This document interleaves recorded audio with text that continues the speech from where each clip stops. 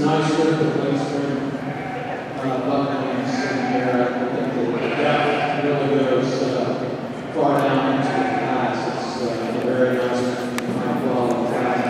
I think the first two reins in this class are probably the most similar reins in terms of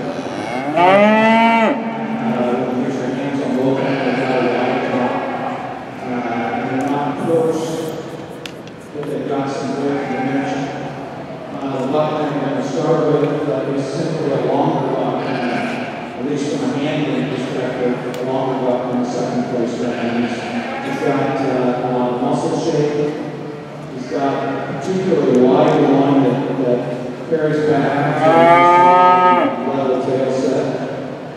Our buckhand second place, very, very similar in terms of design. Blends in nice shoulder shape on his top. He has the rim just a little shorter in the loin compared to the rein that wins this class. But two very nice reins to lead off. Third place rein, I think, on side view follows him very similarly. He balances out nicely. He's got some mass to him. He doesn't have quite the amount of muscle that we have in our first two. When you get a hold of him, he's not quite as deep in the loin, he's quite as wide through the loin. And that width and depth kind of carries back with a little less muscle through the rump and down through the leg. The rein here in fourth place, again, an attractive rein from the side. It's kind of an up-headed rein, it's pretty straight down his top. He just doesn't have quite as much muscle in as well to compete with the first two reins in the third. This is why it's good to says the buckets in third place. Then our fifth place rein, he's really a kind of massive main rein. I'd like to maybe have him done a little bit better than the front end. He is a wide front end rein, but he doesn't blend very well on the shoulder area. On the top, he's pretty straight. Surprisingly for as wide as he is, and as wide as what I thought he would be. He still has some functional parts, a lot of wide things around. He works pretty well. Congratulations to him.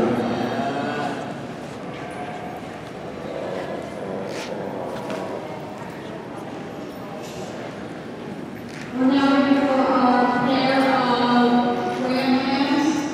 Results of the late spring ram hands champions. First, Captain Heifers, second, John Cope, third, Grayson Zerby, fourth, Ron Yoga, fifth,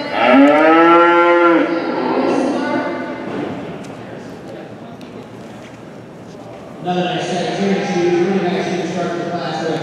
Pretty straight at the top line, that shoot that straight to the shoulder. It's a good nice good profile shoe. Very nice to do that front end, very nice to his head. Even second, very similar. Gives up just a little bit of that body length from shoulder to the tail end. So when you do it, that foot position, from a lower back to the high side. Very similar to the shoe, like the pumps that like other shoes. It's right there.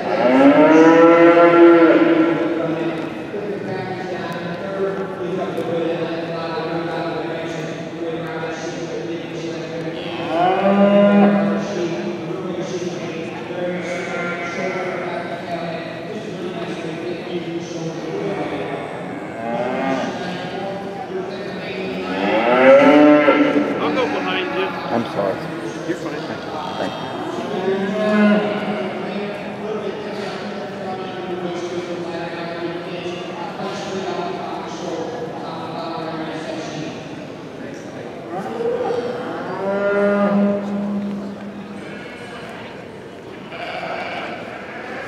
You may start judging.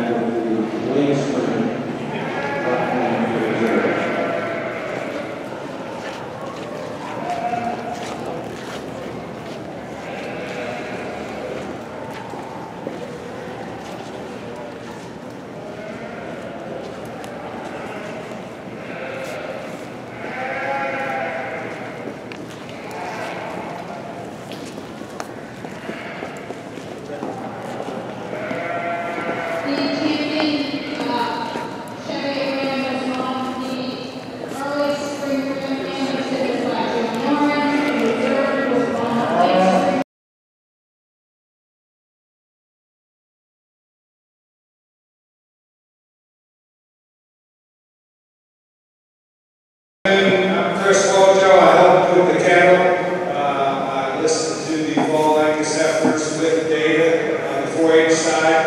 A couple things real quick. What I just told that class, the fall Angus Heifers with data. I think some kids came in and talked about the performance Angus Heifer class.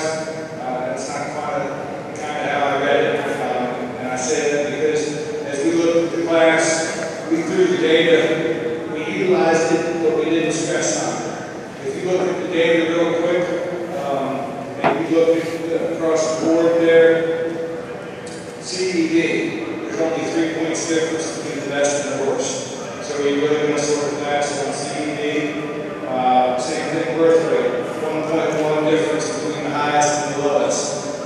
2.1 versus the 1.0. So the data, as you look at the top heifer that came to the top of the class, yes, she's pretty good across the board. But it's not necessarily a huge talking point or breaking a close fair point with the data that was provided. A couple other quick things.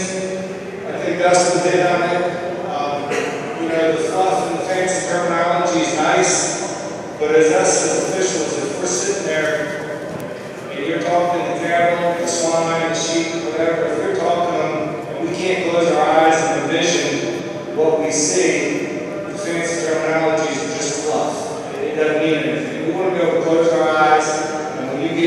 listen, talking those animals, talking that set reasons, we want to be able to say, yeah, that's what we saw. We saw a deep-bodied, soggy, stout, big bone heifer.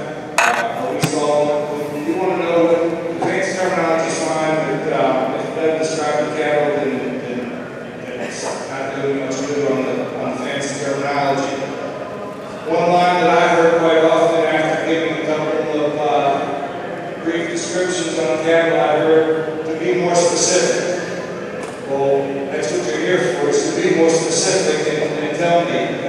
When I hear the words to be more specific, it's just filler and it's fluff. It's not getting you an added score. But all in all, very good. On the fall line Heifers with data, we placed that class 3, 2, 4, 1 with cuts of 2, 2, and 3. We felt that the 3 heifer came to the top pretty quick. She was deep, she was soggy, she was big bone, she was massive, she outpowered everything in the class.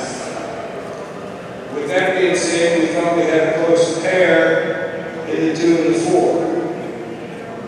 We thought the 2 heifer was super complete, she was sound, she was good running, but she gave up some power to the big, deep, soggy 3 heifer. From there, we went into the 4 heifer. She had the style and the balance. She was a little shorter spine. She was a real angler female, but she gave up too much power to get over the 2 or 3. But we thought she was still good enough structure, fancy enough for my 5-wheel in her to stay above the 1 heifer. The 1 heifer we thought had plenty of growth to her, but she was a little flatter sided, just a little plain bait kind of female.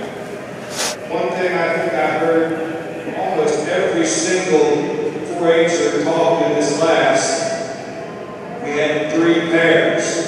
Last time I checked, it was 4 head. So, as we discussed all of our cattle classes, there were times we have a pair in the middle, we might have a top pair and a bottom pair. As I listen to reasons, I could hear one of the the top pair easily. But then it was the top pair, and then we moved into our intermediate pair, our middle pair. And then we went to our 3rd pair, the bottom pair. To me, if you look at this cattle, if you think about giving the reasons, you think about the terminology that you're using, if you describe the top pair, the middle pair, and the 3rd pair, I found that a lot of the other kids got confused and they had trouble going back to their reasons that they were giving, and I think if they short it out to figure out that we had like this class. You could talk a top pair and bottom pair, or you could talk a heifer that easily rose to the top of the class. You have a middle pair and a heifer to round it out the class. I found too often that we were too worried about granting the fly, the animal that was in 2nd place, granting what she was better than the one that beat her. Sometimes the one that beats you, sometimes the one that's at the top of the class is just flat better. We don't need to have a grant